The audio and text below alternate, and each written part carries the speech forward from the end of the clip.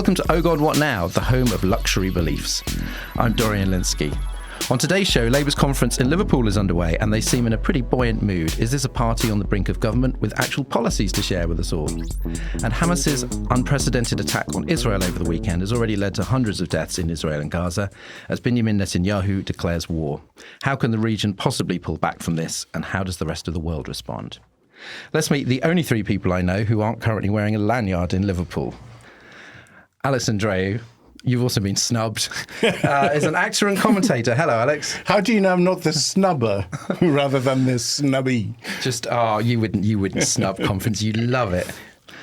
Survation polling has shown that among newspaper readers, only those reading the Mail are more likely to vote Tory than Labour, and even then, only by a small margin. Even a plurality of readers of the Express and Telegraph say they favour Labour. Are editors speaking for their proprietors rather than their readers at this point? Or maybe they always do to a certain extent, and it just becomes noticeable when the readers start leaning the opposite way.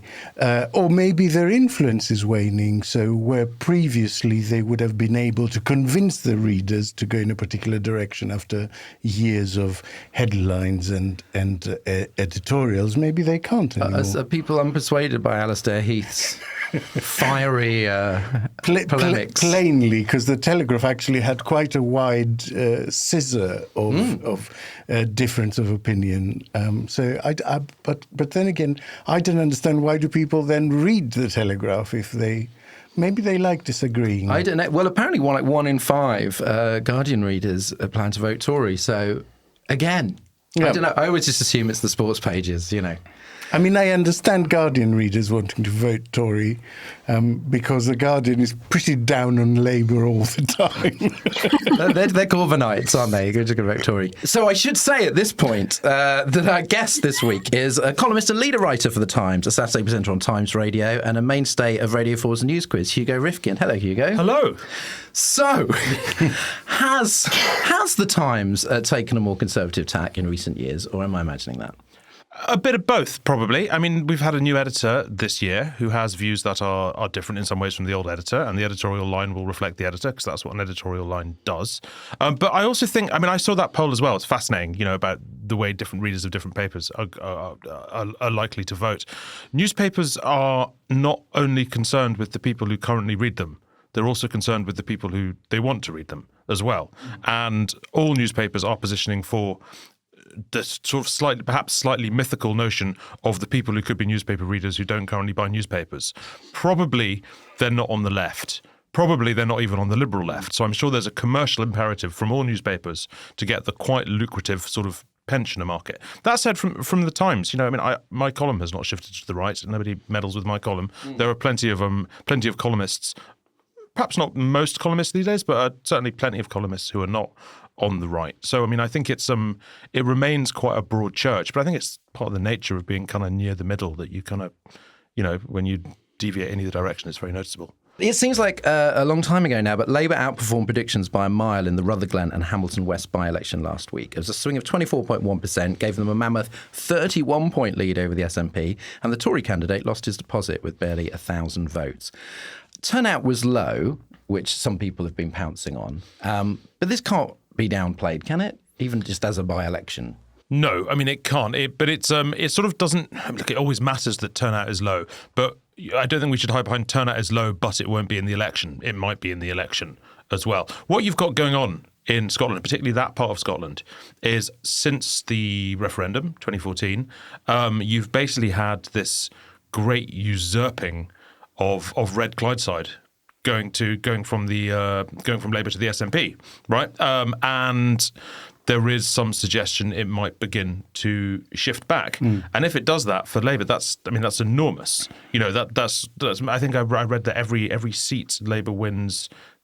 Every 8 MPs Labour wins in Scotland, their overall swing nationwide needs to be 1% less in order to. So if Labour's looking at getting 16 MPs, amazing, 24 MPs, astonishing, you know, and if Labour's looking at getting back to the levels it was at before the last election, that's a sort of a completely seismic change. But very strange and different things have happened in Scottish politics since the referendum. The parts of Scotland that still vote Tory are much more Tory than they used to be, and much more Tory than their equivalent parts down south, but also a lot of the Labour and indeed Tory vote is an anti-SNP vote. And so people will vote the anti-SNP way. So I know lifelong Conservatives in Edinburgh who now vote Labour because they're voting against the SNP. And I know lifelong Labour people in more rural seats who will now vote Conservative because they're also voting against the SNP. Because obviously SNP's had a torrid time of it for the reasons that Margaret Ferrier was forced out in the first place, breaking COVID rules, or the scandals around Nicola Sturgeon. But it's been suggested that actually some SNP voters are willing to vote Labour because they want to get the Tories out, and that's more important than independence because there isn't a referendum on the horizon. Do you think that's a factor, that it's not just SNP voters staying at home, but some are thinking, do you know what, we would rather change the government in Westminster? Well, I mean, that's probably true, although why that's not always been true. A referendum hasn't really been on the horizon since the last referendum, but the SNP has been sort of good at pretending there is constantly a referendum on the horizon. Also, look, the SNP has sort of fallen apart on a leadership level. It doesn't get much more embarrassing than an illicit camper van, right? You know, it's not very dignified. It doesn't look super. It also doesn't look great on a level of we're a completely different thing with a completely different political tradition to the corrupt Tories down south. And so I'd imagine there's a huge amount of disillusionment around there. I mean, I would point to the Tories down south in the last 3 years and say it does get a lot more embarrassing than an illicit camper van. Just because they're better at it doesn't mean they're not essentially doing the same thing. Okay, if the best you can manage to do is purloin a camper van, doesn't mean you wouldn't take an oil company if you could get one. Hannah Fern is a columnist and reporter focused on social affairs. Hi, Hannah. Hi. Now, Labour's is not the only conference around this week. The Green Party is gathered in Brighton. What news from there? Well, it's interesting. They're really going full tilt towards the general election. They have committed to a full list of candidates and they've got 4 seats really strongly in their sights. Obviously, they want to hold on to Brighton Pavilion with Lucas stepping down. But they are also looking at Bristol Central and Waveney Valley specifically, which are both new under the boundary shake-up. And they're really confident that they can put on a really good fight there. So it's interesting to watch. I actually think that there are some other seats, particularly in London, that they might do very well at, where they won't win, but they will be a very good second candidate. Where I used to live, actually, Dulwich and West Norwood, they're already in second place. So it will be an interesting election for them. And they, as part of this, I guess, push to be a bit more visible, they are clear there's going to be no kind of pre-election electoral pact, which is, I think, no surprise, and probably not that disappointing for Labour, really. I mean, I don't think we're in a situation where they're going to be looking to even need a post-election coalition agreement, or anything. The Greens will talk about this all the time because they want to make themselves more significant in terms of the maths when they're never going to be. But it is an interesting time to be watching them, particularly on their policies. They, unsurprisingly, are still committed to full ownership of public services, but they're also talking about radical things at conference like the 4-day working week, which is obviously something that knocks around in the kind of liberal left discussions a lot. So interesting to see if it shapes the debate at conference this week for Labour. And let's not forget Nigel Farage's Reform UK, which met in London. Farage accused the Tories of copying Reform's policies. Is this the first time we're going to have to agree with Nigel Farage? He's not wrong, is he? As if the stop the boats wasn't really enough to tell us that he's correct on that. So he was using this comparison really to hit out the Tories. He wanted to label them a high tax party, a big state party, and wanted to really say, that they're claiming to be us, but they're nothing like us. But actually what he's obviously ended up doing is highlighting for the rest of us how aligned the social values of those two parties have become. Obviously far for the worse for the Tory party. And they're planning to run in every seat, apparently, which is, again, good news for Labour. It is, definitely, particularly for those Tories on the right who are very upset by the tax situation. Actually, Farage might win some votes on that issue. So definitely good for Labour.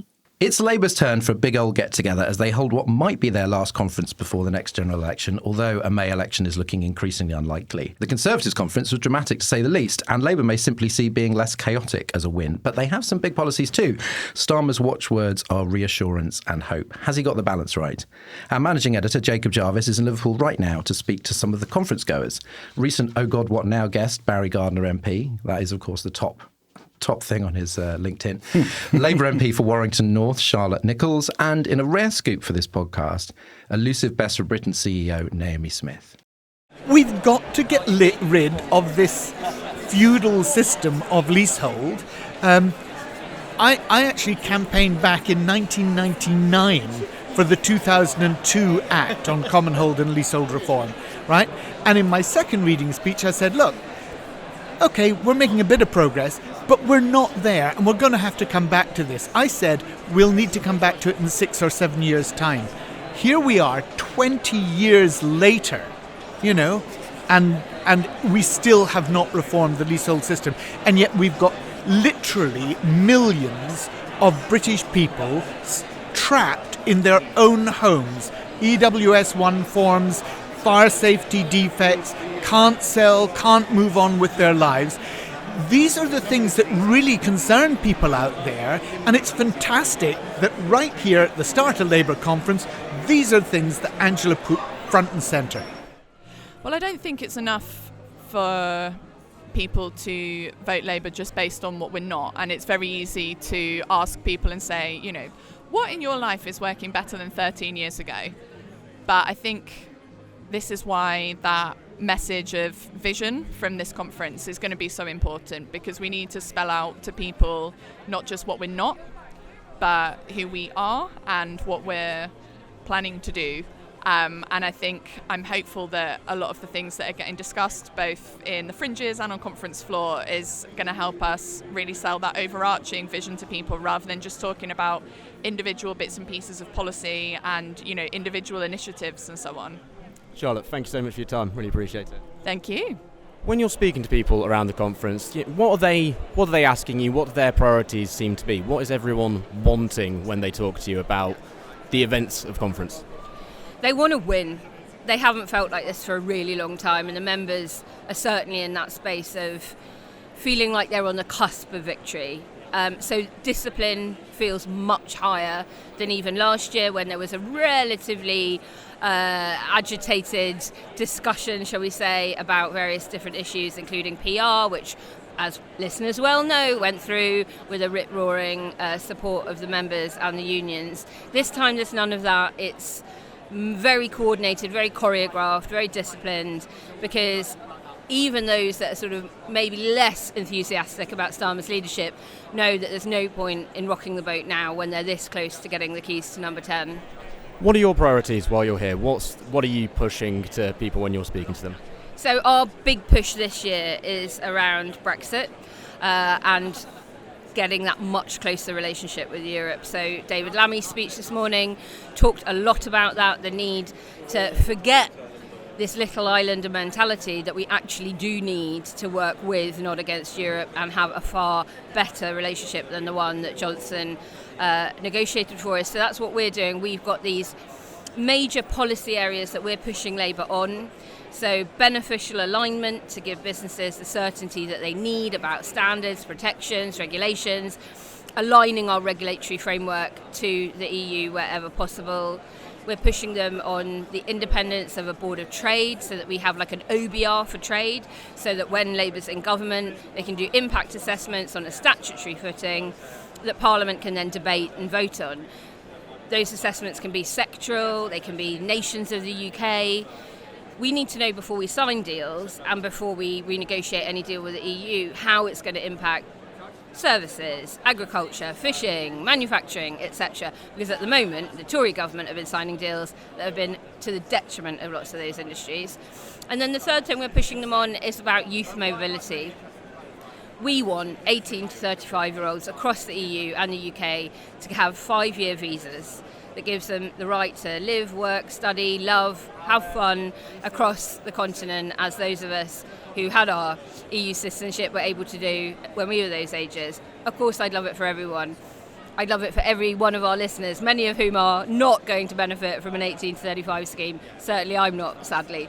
But I think that would be a wonderful cultural exchange from Brussels' perspective, to know that Brits were coming to Europe to learn languages and not be tied to 90 days, to be able to live and enmesh themselves in European culture. And similarly, great for us to have brilliant young Europeans helping us with plugging some of the gaps in our economy, but contributing to the life in Britain that we know and love, that can be this open, tolerant, united country that welcomes people from overseas. So we're really pushing Labour on those things, that alignment with the EU on regulations, independent board of trade, making sure that business has its voice when you're negotiating deals, and thirdly, let's try and restore some level of freedom of movement for the young. Alex, the Rutherglen win points to a serious Labour revival in Scotland, as we said, which the party had allegedly lost forever not so long ago, as SNB supporters on Twitter often told me.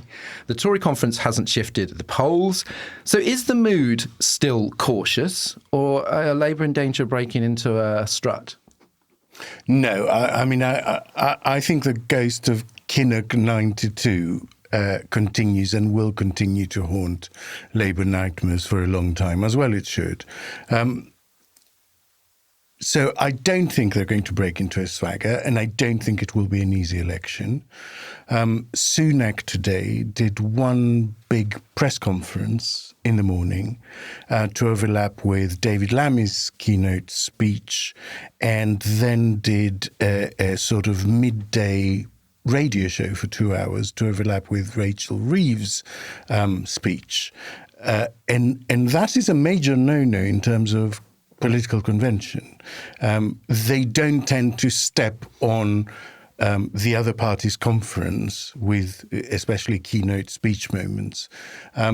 It is very rare. They tend to release a sort of press release criticising whatever policy has been announced, but you don't see the leader of the opposition sort of doing a big presser while Suella Braverman is speaking, and vice versa. And I think if you take that and add it to the conference last week where they were just making shit up, I think it augurs a really, really dirty election ahead. It says to me, forget conventions, forget acceptable minimum standards. We're going to fight from the gutter. And I think that will be very, very difficult for Labour to contend with. Well, Tories concentrated on cancelling policies that didn't exist, like the meat tax, the Judge Dredd version of 15-minute cities. Does Labour's offering already feel more positive and reality-based? It does. It feels more positive. It feels more future-focused. The atmosphere at that conference is just completely different. It has the endorsement of major players like British Chamber of Commerce, the Federation of Small Businesses. And it feels to revolve much more around values, which in my view makes the Labour offering feel grand in scale, while Rishi Sunak spending his speech talking about potholes make his offering feel superficial and tiny and sort of, not of the scale that's necessary to deal with what's going on in the country. So I think they've got it right. What did you get out of Rachel Reeves' speech? It was a good speech. She was clearly relieved. It went down well. It got a big standing ovation in the room. If you cast your mind back to 1996, the big announcements that Blair and Brown were making at this point were a lot of cost-neutral policies, as they used to call them. So things that cost nothing but made a big statement and had the potential to make a big difference. So I saw quite a lot of that, like announcing a fraud commissioner that will claw back money from PPE fraud. It costs nothing. It might even bring a little money in. It's hugely popular with the party, popular with the public. It draws voters' minds back to precisely the sort of incompetence and mismanagement that Labour allege. And, it's sort of no downsides, more please. And I think you will see quite a lot of that. And like I said, it fits with this idea that they're not going to go down to a granular level and announce policy after policy after policy, because either they will be told that's not enough, what you're doing is not enough, or they will be told, how are you paying for it? It's one or the other. It's all downside. So I think they're giving themselves a space to do stuff. Sure Start, I think, wasn't in any manifesto. It's probably the most transformational policy that Labour enacted. And it simply fit with the ethos of Tony Blair going education, education, education. You don't have to announce everything in advance. Hannah, Starmer has said now the party wouldn't retain the Rwanda plan, would reinstate the 2030 date for ending the sale of new petrol cars. We've complained quite a lot about Labour refusing to commit to reversing Sunak policies. So this was quite pleasing, right? Very pleasing. I can't tell you how relieved I was to hear this. We've spent a lot of time on this podcast as well complaining about the things that Starmer hasn't said he would commit to reversing, or has indeed agreed to continue where we disagree with it. So it did two things, I think. It, first of all, obviously put this clear line between Labour and the Tories on the policy. And in the past, there haven't been enough clear differences. But it also unashamedly made a very moral case for something. It didn't talk about the costs and other implications. It talked about the moral case for doing something.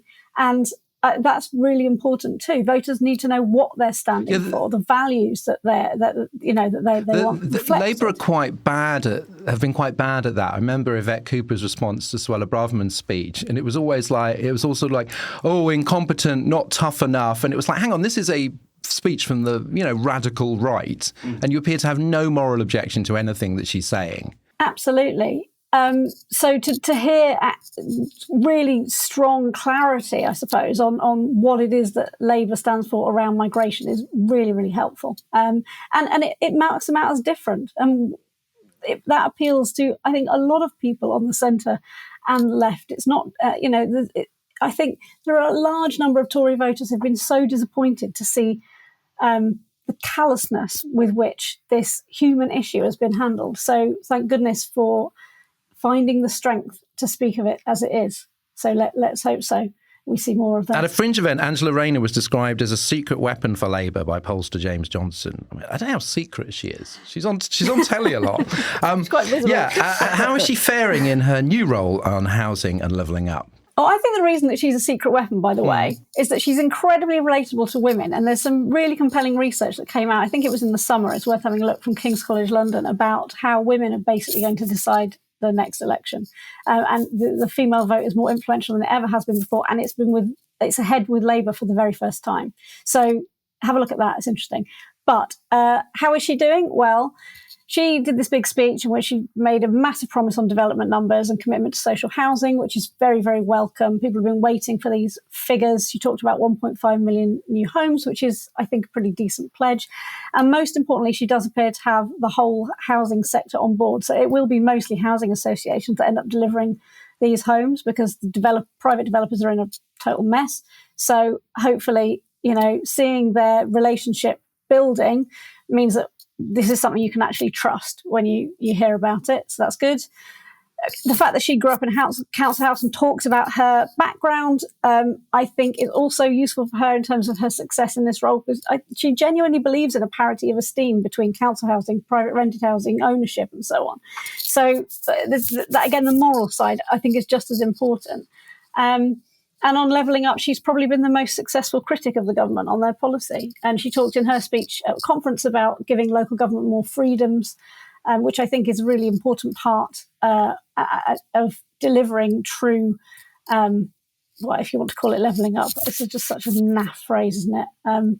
But true opportunities to all parts of the country. You need councils to be delivering that. So they do need the financial freedoms to do it. So it seemed the package seems to be there.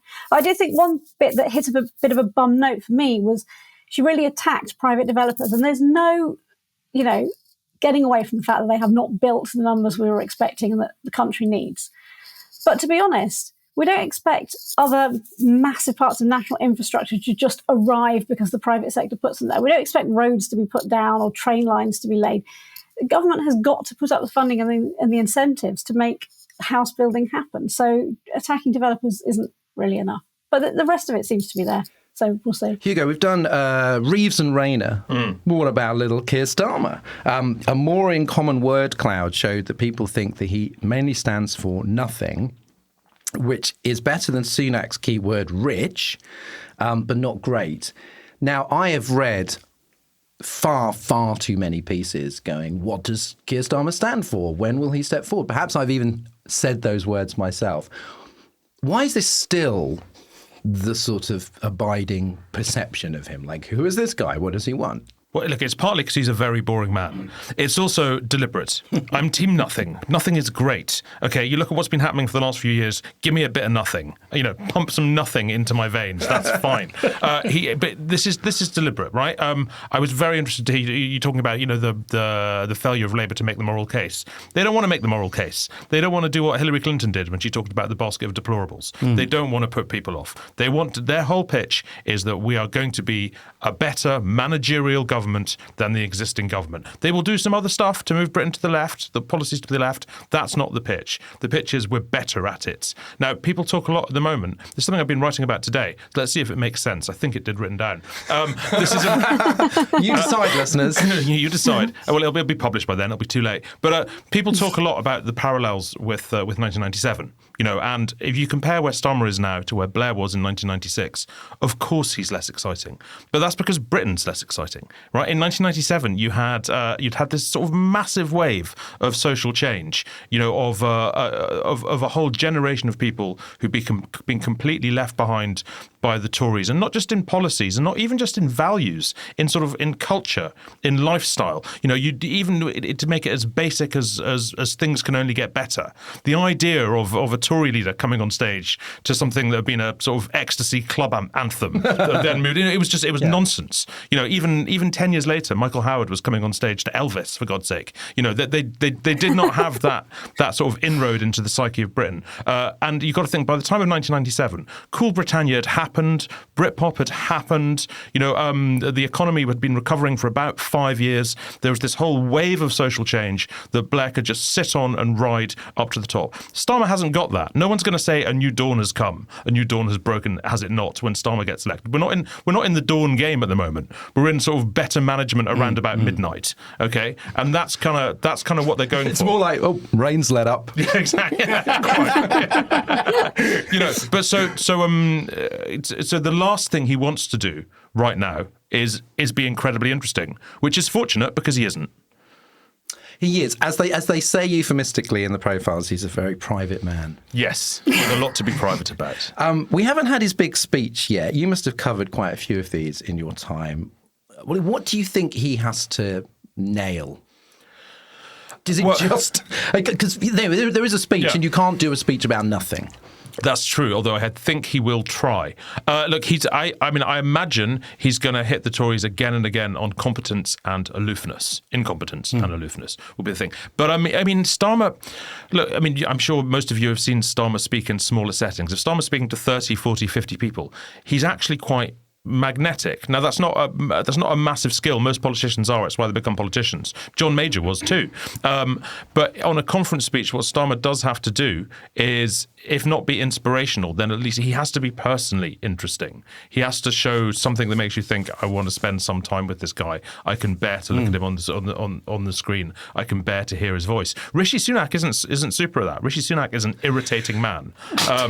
He just is. I sneezed at the mention of his name there. Well, there you go. He has hay fever. The mere words Rishi Sunak went straight into your nostrils and tickled your hairs. But so Starmer, I don't think is in danger of being irritating, but he's got to just be a little bit appealing. He's got to show a little bit of sort of flair and insight. What he's not going to do is unveil a blueprint for a new and different Nirvana type Britain. That's just not going to happen. Well, this brings me back to you, Alex, because it's not just people on the left that you'd expect, like John McDonnell unites Sharon Graham, who demand more radicalism. Blairites Peter Mandelson, Alistair Campbell, and the none more Blairite Tony Blair are calling for bolder positions too. Obviously different ones, but also radical ones. The impression I get from what you were saying earlier is that you just think that's not the way to go. Although, but it's really healthy. That's not the way to go.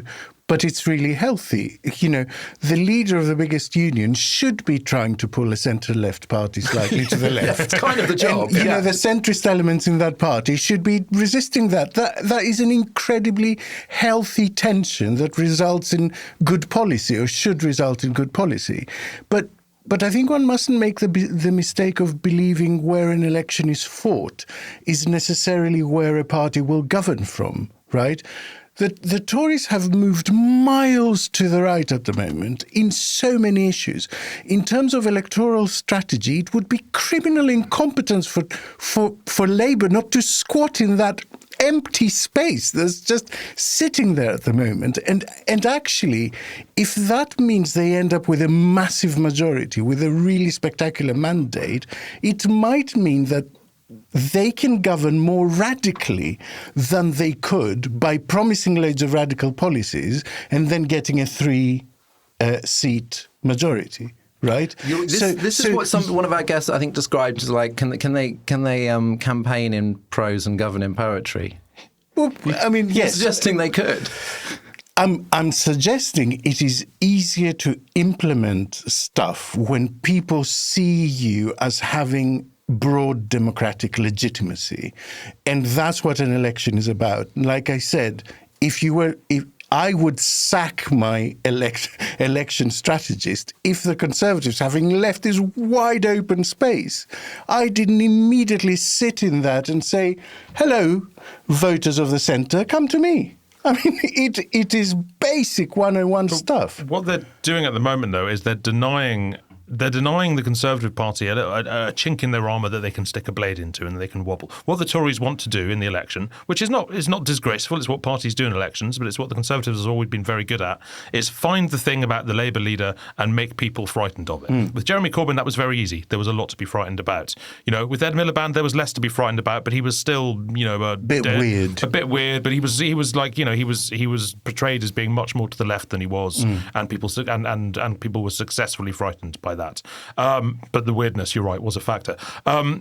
They haven't got that thing with Keir Starmer. He hasn't given them that thing. He's been very, very careful not to give them that thing. And I think it's quite important for Labour not to give them that thing. Given that, maybe the strategy is not to open up any line of Tory attack. Are there things missing so far for you? I was perhaps personally surprised that, cost of living has not been mentioned as much as I thought. Inequality, less surprised that they don't want to talk about any culture stuff. Cost of living, definitely. The things that are missing are obviously what they would do about the cost of living, because that's what people need to hear. And sure, there needs to be a bit of blandness, and there doesn't need to be every single policy spelled out before we go into an election. But there needs to be some kind of sense that they will do it better because they have some ideas, not just because they are saying they will. The other one is inequality of opportunity, which you mentioned, but it's not just about class, it's also geographic, the failure of levelling up, general sense of unfairness in this country, which they can really peg to the fact that we obviously have the Boris era and the kind of eaten toffs screwing up the pandemic response.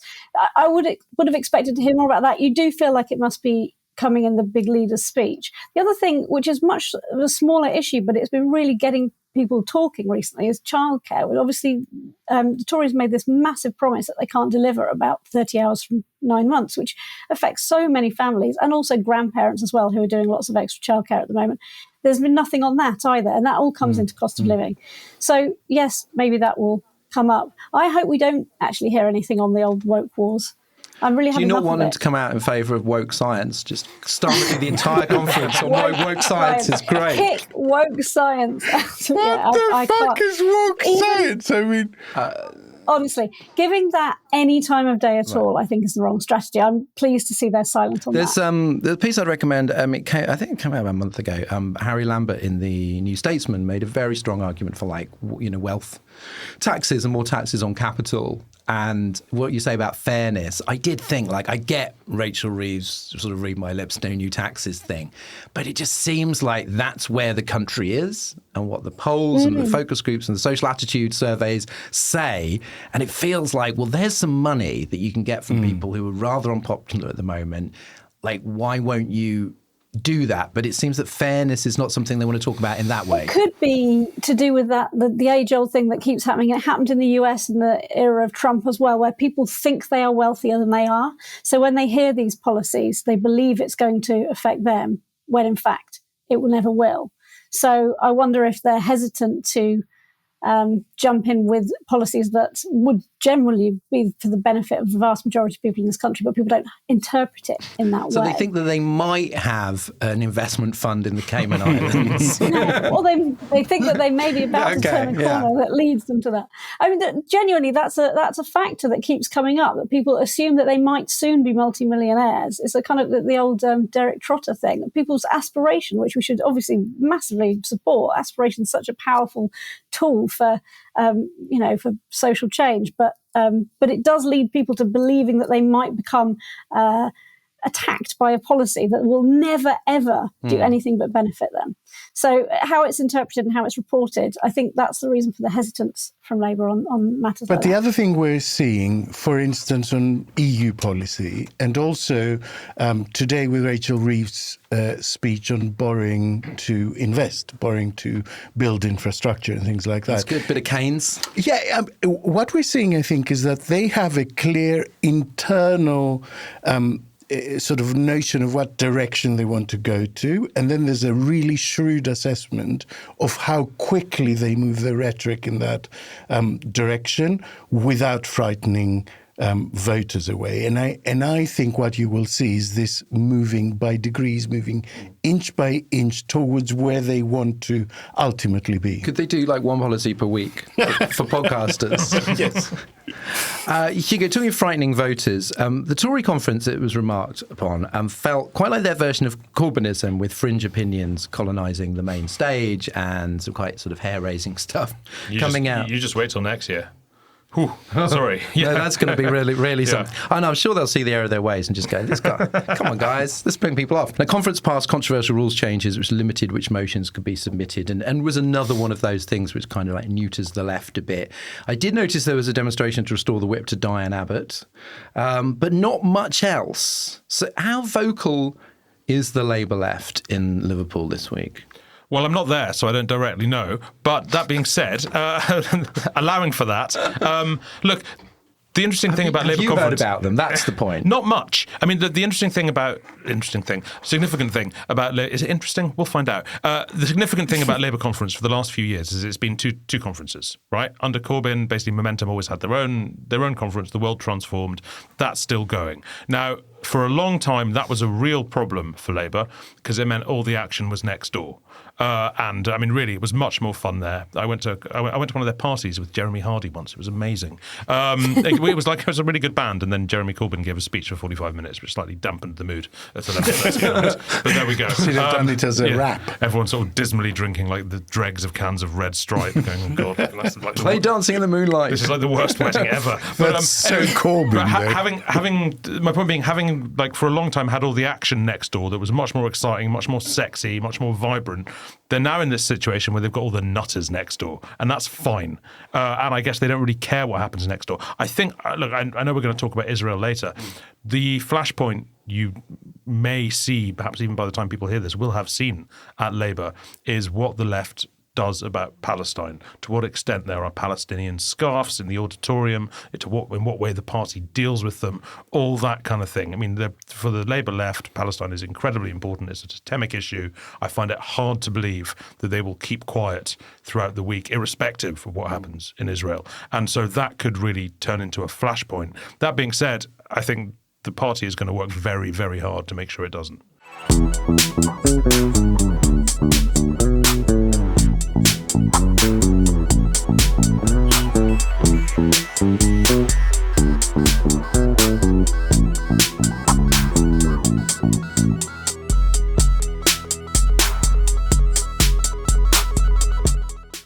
On Saturday, Hamas's shock attack on southern Israel resulted in the largest single-day loss of Jewish lives since the Holocaust. The death toll is reported to be more than 700. Around 260 people were murdered at the Supernova Dance Music Festival. Up to 100 more Israelis, including small children, have been taken hostage.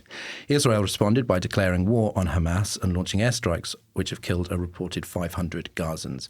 The future of Israel and Palestine has rarely looked bleaker. The attack has been compared to both the Yom Kippur War, almost exactly 50 years ago, and to 9/11. Are either of those accurate or useful ways of thinking about this? 9/11 isn't. It's just numbers. I mean, it's the worst. It's the worst terrorist attack that Israel had faced. 9/11 was the worst terrorist attack that the United States has faced. And I suppose it brings in a new era of awfulness. So there's that similarity. Yom Kippur is very apt because it's about Israel being shaken out of. I wouldn't quite say a sense of security because Israel never really has had a sense of security. But it's about this idea. It spreads this idea that Israel, it shakes Israel's faith in its own security. It shakes Israel's faith that, come what may, the IDF is the major force that can be relied upon in the region. That Israeli intelligence is incredibly impressive and flawless. The details of this story that leak out, the sort of filtered out more slowly. The attack itself is horrifying and shaking for all Israelis, obviously. But there's also the fact that it was allowed to happen, that they could get across the border, the supposedly secure border, and that people were hiding from terrorists and attackers for 6, 7, 8, 9, 10, 11, 12 hours waiting for the IDF to turn up. There is a belief in Israel that if you're in trouble, the IDF turns up. You accidentally hitchhike through the West Bank and you get kidnapped, the IDF turns up. The fact that there were entire communities that were abandoned for a long time is remarkable, is deeply upsetting to Israelis, and will lead to just, I think, really profound internal political ramifications. I think Netanyahu is sort of dangling by a thread at the moment. He'll last a while because he'll put together a broader national government, which has a lot to do with why they're already calling it a war. But his whole approach, which has always been to slightly marginalise the influence of the massive political bloc that is the army, I mean, that cannot continue. Alex, the Yom Kippur War finished Golda Meir, who was, accused of being ill prepared and allowing Israel to be attacked in that way. Now, it's hard to sort of read what's going to happen with Netanyahu, because some commentators have pointed to the scandals and indeed the extremism of his government as things that have made Israel look divided, distracted, weak. At the same time, there is a rally round the flag effect when a nation is under attack.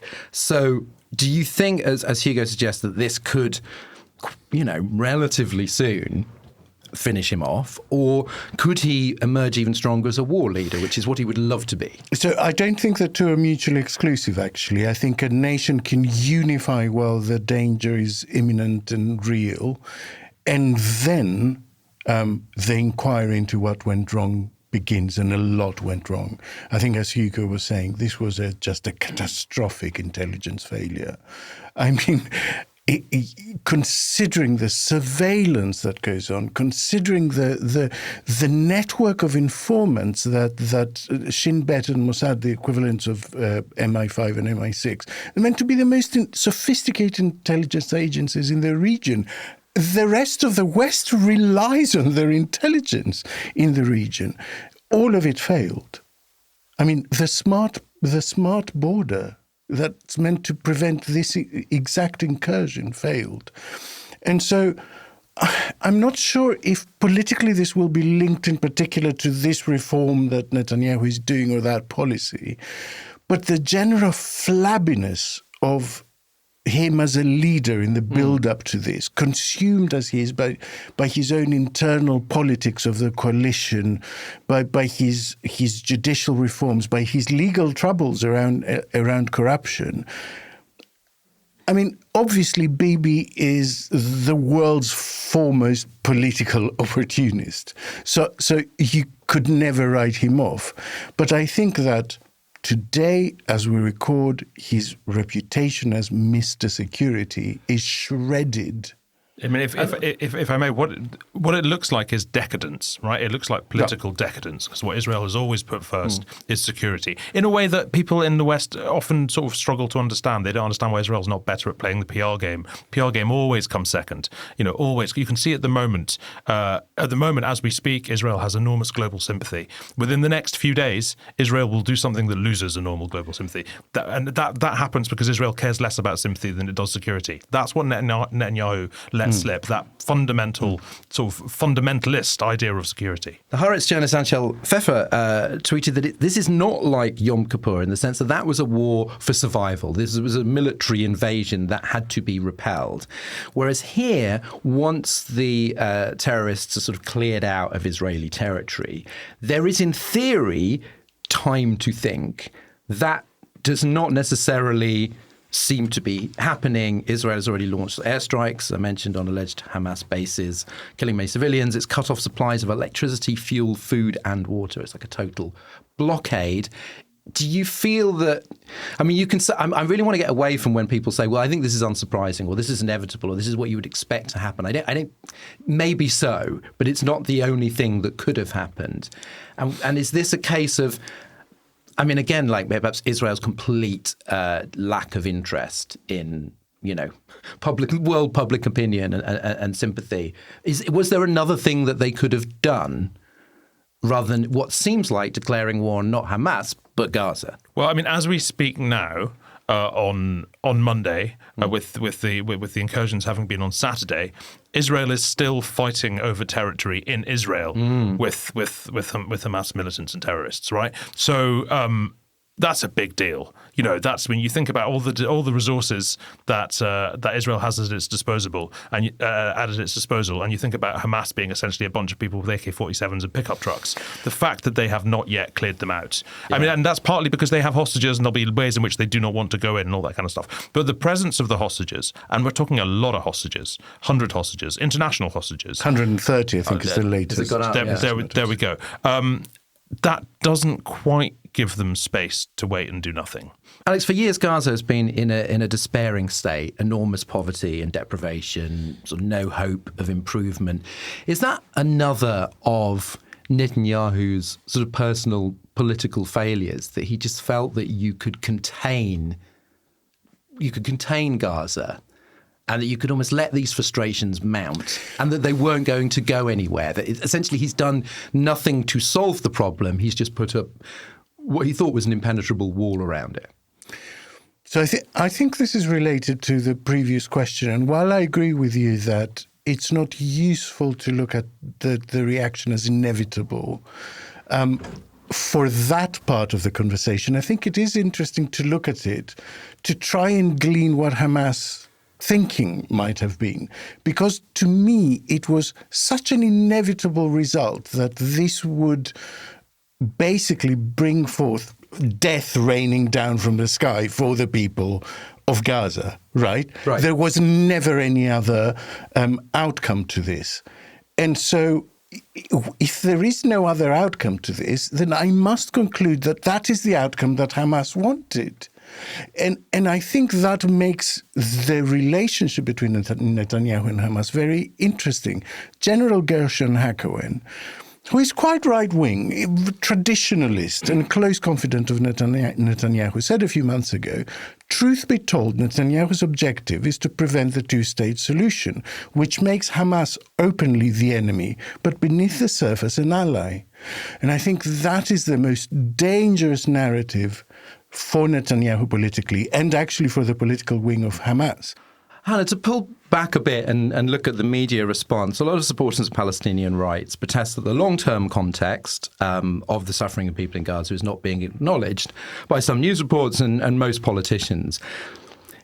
But does violence on this scale make it very hard to recognise the reasons, because otherwise they sound like excuses? When you've got like the massacre of civilians, I don't know how a sort of Labour front bencher goes, but, what we're allowed to say basically here in this room is like, well, there is this context, and the context does not mean excusing anything.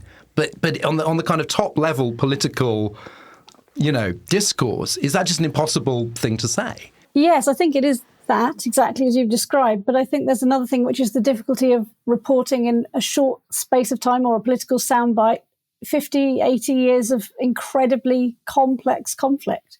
It's really hard to translate. And for politicians, it makes it really difficult to capture what the UK's position is on it too. Everything has to be oversimplified, which is something that we have to deal with all the time. And if you think about the recent context of Ukraine, we tend to process everything in the news in terms of aggressor and victim. And, how do you use those terms when you're looking at this? So, I think Hugo also touched on how this conflict is touching so many people in the UK very personally. And that's true on both sides of the conflict. So, it's such a tricky one for politicians to handle. And additionally, I suppose it's a subject where very rarely is remaining silent and choosing only to listen a very powerful political tool, especially in the way we do politics now. Hugo, it seems that when Israel commits atrocities, anti-Semitism spikes. And we see that when Israel is the victim of atrocities, anti-Semitism also spikes. Now, you said that this has affected sort of everyone in the Jewish community, whatever their politics or relationship with Israel, there's some connection. And actually, you pointed out that Hamza Yousaf, the SNP leader, has in-laws in Gaza. So it's not just Jewish people that have some sort of connection to Israel. It is something like this instantly becomes a traumatic event for. Yeah, I mean, look. I'm a secular Jew. I grew up in an Orthodox community. My wife is not Jewish. My kids are not Jewish. I'm not practicing Jewish. I have a huge number of cousins in this country and in other countries and in Israel. Some of whom who have moved there in my lifetime. Some of whom wound up there when the ancestors of mine that fled from Central Europe during the war for other reasons went there instead. And so there are WhatsApp groups that exist on which I have cousins across the world, in Israel, elsewhere, whatever. They have been humming the last few days as everybody wants to check on this cousin, this nephew, that niece, this kid there on a gap year, this person who's on a kibbutz, who knows what's happened to this person. This is all going on everywhere. Meanwhile, in this country, the experience of a lot of my cousins who are still Orthodox Jews, most of whom now live in the furthest, deepest, darkest reaches of North London. So this attack happened on a Saturday morning. They're Orthodox Jews. They're in synagogue. They don't know anything about this attack, really. The rabbi gets word and tells them about it. They hear about it. Word spreads around. Everybody's frightened. The next day, Sunday, it's Simchat Torah. It's another Jewish celebration. So nobody's checking the news. People are occasionally trying to track down relatives in Israel, and they all have relatives in Israel, and they're hearing a bit, but they're really not hearing much. It's only really last night that they start coming to terms with the magnitude of what's happening, that they start catching up on the discourse that's been going on all week. The same people, they have small kids going to schools in North London that now have armed guards outside them.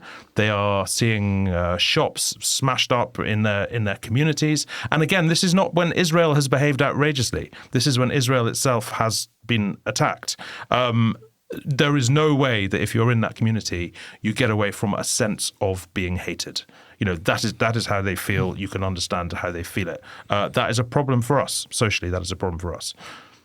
I've seen a lot of people been talking about, the right, the Gaza's right to fight for liberation, Israel's right to defend itself. What is it, what you were sort of allowed to do. But I wonder whether, talking about consequences, I'm not saying that they don't have the right in broad brush not to do the specific things, but, the right to self-defense or liberation. But it seems the consequences are obviously appalling. And the peace process was already in a pretty flatlining before the crisis. Can you see any way forward for the region to even talk about? I saw Yanis Varoufakis tweeted that the most realistic solution was a one-state solution. And to sort of say that now, and that would be wonderful, but I mean, what is realistic at this stage? Look, I mean, a great many Israelis, both religious and otherwise, on the right and left, the reason why they oppose a one-state solution is because they believe that a large number of Palestinians would slaughter them if they could. Most of the time, I go through my life regarding that sentiment as ridiculous. Right now, I still think that sentiment, a large number of Palestinians, is wrong. But come on, you look at what happens when people cross the borders. You're going to say you open the border and say, but you've got to vote and everyone's going to live with the security. Whatever the reasons, you're going to say people live with the security they have now? Of course not. The only positive I can see, and this isn't a positive from this situation at all, but the only positive picture I can see for the region is, again, there is a degree of normalization happening within the West Bank. And again, this is a Hamas-Fatah split that largely, not entirely, but largely Hamas is an Iranian proxy, and to some degree Fatah is a Saudi UAE proxy. These are countries that are making an accommodation with Israel. Something very different could happen in that part of the country, but I wouldn't like to bet on it. Alex, in the short term, what can other countries do? The main suggestion I've seen so far is that Egypt, could open the Gaza border or allow people to escape, the Israeli reprisals. What else can? There's always a sense of just like, well, the world must act. What can be done right now? I mean, look, the United States moving military assets into the area, including an aircraft carrier, is something that is being done, right? Because it serves as a sort of proactive warning to other players in the region to say, don't get involved, right? And it was really notable to me that there was something happened along the north border, and Hezbollah rushed to say it wasn't us. When ordinarily they would be claiming stuff that wasn't them, actually. And this seems to me to mean that for now Hamas has been left alone to dangle, which is, I think, quite encouraging. And we are talking about a very different Middle East from the 1973, for instance, in that Israel now has quite regularized relationships with places like Bahrain and Egypt and Jordan, and is actually quite close to the United Arab Emirates, is on the brink of finding an accommodation with Saudi Arabia. So we're not in the same everyone against Israel environment that had been the reality for so many decades. Beyond that, I think it just has to be the constant reminder and pressure to be proportionate, to temper what especially the far-right voices within his cabinet will be demanding right now. Hugo says there is a possibility of a unity sort of war cabinet. That may be the case. The first advance of an opposition leader has been rebuffed so far, but maybe that will change. Because that might neuter the more sort of genocidal voices on the very far right. No? Neuter is going a bit far. I think sadly... Politically become less reliable on them, or is that naive? No, I think sadly more likely legitimise. Okay. More legitimised to associate with that. I mean, look, Israel is not going to be in a... It's going to be a horrific few weeks, basically. Israel's not going to be in a space where there is appetite for moderation. No. That's simply not going to happen. I mean, Gaza is going to be horrific for a few weeks. No, but that... No more than a few weeks. But that doesn't mean that the rest of the world calling for moderation is out of place.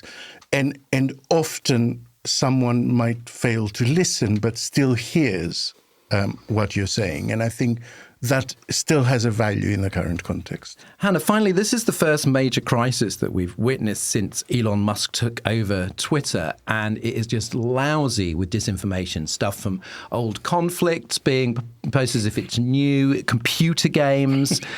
So this used to be, until very recently, an invaluable platform for breaking news, of finding out what is going on. Even, I think, Musk personally recommended an account, which is just absolutely foul and full of lies and extremely biased, and then had to go, hang on there, guys. And it was like, well, if you didn't hate the entire mainstream media, then perhaps you wouldn't have this problem. So is this platform for breaking news now pretty much broken? I mean, on a personal level, I think this is the first major, very rapidly breaking and developing news event that I very quickly deferred to the BBC for, rather than scrolling Twitter. So that suggests to me, yes. And I'm someone who finds it very, very easy to distinguish between a legitimate post and disinformation, because it's part of my job. So for the rest of us, worrying really that if anyone is still relying on it for accurate news coverage of a breaking scenario, we know it isn't serving them. Well, this is it. As you said, it's all about this distrust of the MSM, the dreadful MSM, and the awful things we do, like neat, careful explainers of long-standing complex conflicts that people find difficult to understand. Who knew we needed those in a scenario where dreadful things are happening at pace? I don't know what to say other than I do think that there is no alternative still. So we can't point people to Threads and say, look over here, it's much better, because it's not doing the job yet. Although I do think that when there's an account called Jerusalem Post reporting that nukes have been approved, or an account called the Taliban's Public Relations Department, there are clues there that might lead one to think that those are not entirely kosher accounts. But the problem is... Well, they're certainly not kosher. No, but the problem is these things are seen by millions of people. And what do all these fucking accounts share in common? They're paid up blue ticks. Yeah. That's the thing. That's the bottom line. It's not that Musk red allows flag. disinformation. It's that he funds it. He incentivizes it. Yeah. I mean, so what happens now if I see a blue tick, I check. Is it someone that's a blue tick because they've got over 1 million followers? If not, I tend to automatically disregard what they say. Block them all. There is something that's, I mean, it's not quite connected to Musk and Twitter, but there's something that's very different that's happened about the information war in this conflict to what normally happens in conflicts, particularly between Israel and Palestinians. Normally what happens when there is an atrocity, it is recorded and broadcast by the other side. Israel has whole departments, whole organizations, memory being the big one, that devotes itself towards documenting basically Palestinian and Arab atrocities and hostile rhetoric to Israel and broadcasting it for the world to see. What happened this time was Hamas committed atrocities and Hamas broadcasted those atrocities itself as an extension of terror. That's, I mean, I can't begin to understand either the strategy or the psychology behind doing so, but that's something quite new in terms of geopolitical terror generally. We've reached the end of the show, so it's time for some much needed escape routes. Hannah, you start us off. Okay, so I've only just started reading it. So it's an early recommendation, but I'm reading Free by Lee Yeep, which is about growing up during the last days of communism in Albania. And it reminds me quite a lot, if any of you have read it, listeners, of Anna Funder's Stasi-Land, in that it really captures something really sort of personal and emotional about what makes political history real. So no spoilers, even though we all know how the Soviet Union ends. But it's fantastic writing, and I just highly recommend it. I did an interview with Leah Upi on The Bunker. Oh, thank you for pronouncing that correctly. You can amend. On The Bunker 2 years ago when the book came out, and I would highly recommend that, Hannah, as a sort of companion piece to the book, because it's brilliant. Thank you, Alex. I will go back. Alex, the new and final season of Ghosts is out. I absolutely love everything about that series. It's got the best heart, I think, of anything I've watched in a long time. I have to pace myself, otherwise I will run out too soon. So I've only seen 2 episodes so far, and they are splendid, and I highly recommend it. It's on iPlayer. Hugo? I've surprised myself, but the Beckham documentary on Netflix, who knew I was that guy? It's just fantastic. It's made by Fisher Stevens, better known in Succession as Hugo, but who's also an Oscar-winning director. And it's I've found myself watching 4 hours of football. I've never watched 4 hours of football in my life, but it's really fascinating in terms of what it basically both in terms of his sort of role in celebrity and how he was treated, but also just in terms of his character and how the football evolved. I can't recommend it enough. How about you? I do the thing I'm trying to pioneer, which is the cross-genre binge, where you just And what genres are you crossing this immerse week? yourself in a real-life story, versions of a real-life story. So a while ago, I did that with the Theranos story. I listened to the podcast, The Dropout, watched the TV show, The Dropout, and read the book Bad Blood. And so I was like, I could have like sat an exam on it. And I've basically done this with the OxyContin sort of scandal and the opioid epidemic that I read Patrick Radden Keefe's Empire of Pain quite recently. Then I watched the documentary about Nan Goldin, who was addicted to OxyContin and sort of led the campaign to remove the Sackler name for art galleries. That's All the Beauty and the Bloodshed, which was an Oscar-nominated documentary. And then watched Dopesick, the, I think, Disney Plus series, which overlaps with it in interesting ways, but is sort of largely takes place earlier on and is largely focused in Appalachia, which is one of the hardest hit areas.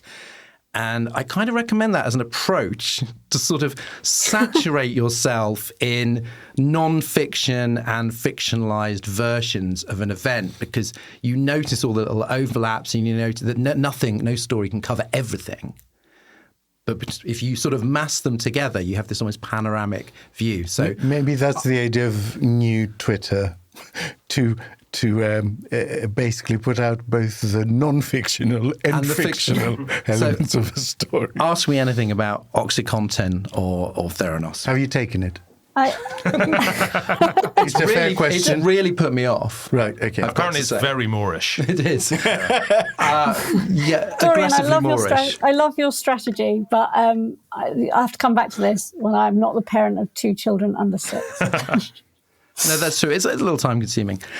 And that is the end of the Tuesday edition of Oh God, What Now? Thank you so much to Alex Andreou. My pleasure. Hannah Fern. Thank you. And our guest Hugo Rifkind. Pleasure. Oh God, What Now? We'll be back on Friday or Thursday if you're a Patreon backer. Thanks for listening, and we'll see you next time.